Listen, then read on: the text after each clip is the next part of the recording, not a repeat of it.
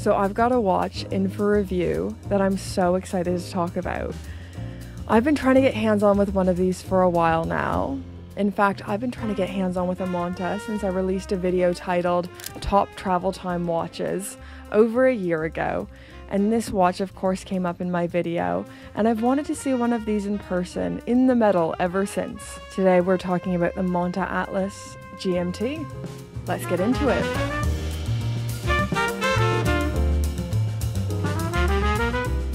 If you're new here, my name is Brittany, and on this channel we just talk about watches in a hopefully not pretentious and joyful way. I don't always succeed in the not pretentious part, but I'm a work in progress, so be patient with me. Microbrands are a newfound passion of mine, and the more I see in person, the more excited I get for what the non-mainstream brands are up to. For full transparency, I am borrowing this watch from Monta. They are not paying me. I don't get to keep this watch or anything. But I also need to say this because I'm worried this review will be too complimentary and people will find it suspect. But I really like this watch, and I'm struggling to find many negative things to say about it. On a side tangent, I hate it when people think you have to find all these negative things about a watch to remain impartial. Just say what you think.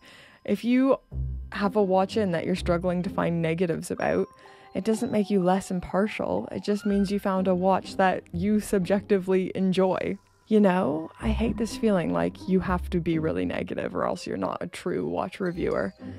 I'm not gonna lie. so I seem like I know more. Oh, okay, that's not what this video is about. Let's talk about the Monta Atlas. I've been hearing a lot of hype around Monta for a while now, and since getting it on the wrist, seeing the quality of the watch in the metal, I really get it. This is just a good old-fashioned, no-nonsense tool watch. As a Tudor fangirl, it brings me no joy to say this, but this watch could really rival a Tudor purchase, and it has me rethinking my next watch purchases that I thought would be Tudors. I can't believe I'm saying this. Looking at some of the specifications of the Monta Atlas, it has a case diameter of 38.5 millimeters, a thickness of 10.2 millimeters, and a lug-to-lug of 47 mil. It has a screw-down crown, 150 meters water resistance, and of course the GMT complication for tracking a second time zone. I always set my second time zone to Toronto time because I'm a Canadian who's been trapped in England for a little bit too long. But you might have far cooler reasons for setting your second time zone. Maybe you travel a lot for work, or you travel a lot for leisure. I think the English are starting to get to me. I've always had leisure up until this moment. On my wrist, this watch is a bit large, probably just a little bit too large for my taste preferences in this style of watch. But on my husband's 6.5-inch wrist, it is absolutely perfect. Aesthetically, the Atlas hits all the boxes for me. Just clean and classic, little pops of red in the 24-hour hand and in the re-hot, date window neatly positioned at the 6 o'clock. Just a clean, simple, balanced watch. This is one I could see myself wearing on the daily, one of those go anywhere, do anything kind of watches that you're not afraid to get a few little scars on, a few little scratches and dings. I have the charcoal variation in, but it is also available in blue and opaline silver. Now, something we absolutely need to talk about with this watch is the level of detail and finishing that went into it. And for me, that's where a lot of the magic of a watch is found, in its detail and in its finishing. To be quite honest, the level of finishing is what I would expect on a more expensive watch. Clean brushing, beveled edges, applied indices, and even this little dent in the 24-hour hand so it can clear the indices. The sheer level of thought and care that went into this watch is really something, particularly for a watch that retails under $2,000. Inside this watch is the Monta Caliber M23 self-winding mechanical movement, giving you 56 hours of power reserve. The Caliber M23 is based on the ETA 2893-2, so a great, tried and tested workhorse movement. While the movement itself is fairly run-of-the-mill, it is decorated beyond what you'd expect, with Côte de Genève across the signed rotor and blued screws. Now, if you know me, you know in my videos we always need to talk about bracelets and clasps, And this is the category in the area that I can find my only complaint with this watch.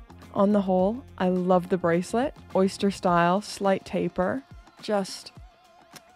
It also has a glide lock style micro adjust. It's amazing to me that micro brands can get this so right, and some of the biggest brands still don't give us micro adjustment, but I do find the clasp a little bit difficult to close, so I have no problem with opening it. It's just when I'm closing it, sometimes I need like 2 hands to really get it in. I'm not sure if it's just the one they sent me, if it's a bit stiff, or if this is a common problem. I don't know. But I find I need like quite a bit of effort. Perhaps it's my inferior woman hands. Kidding, of course. Although I do probably have less strength in my hands than the average male. No, this is not the time for sexism. I'm really worried, and I'm quite conscious that I've been really complimentary towards this watch, and people will think I'm being paid by Monta or something, which I'm not. This watch just knocks it out of the park for me. I cannot believe how much quality Monta delivers at this price point of about £1,600. And as I said in the beginning, I think this watch could rival a Tudor purchase. It feels like a Tudor quality watch with an off-the-shelf movement. It's hard to argue with this. Just a really excellent watch from Monta. And I can't wait to see what they send me next. Anyways, I think that's all I have to say on this watch. If you have this watch, if you have any Monta watch, let us know in those comments down below. How are you finding it? And if you've watched to this point, don't forget to subscribe to me, or else I will put a spell on you. An evil witch spell. You don't want that. Subscribe to me now. And until next time, you beautiful, fabulous, wonderful watch nerds. Bye. Ooh, ooh, ooh, it's a patron song. Thank you, patrons, popes, your patrons, for supporting my YouTube channel. Yeah.